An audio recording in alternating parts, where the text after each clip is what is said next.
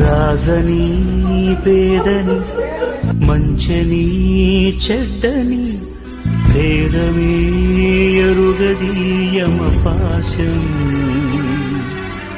కోట్ల ఐశ్వర్యము కటిక దారిద్ర్యము హద్దులే చెరిపెలి మరుభూమి మూటలలోని మూలధనం చేయడు నేడు సహగమనం మన వెంట కడకంట నడిచేది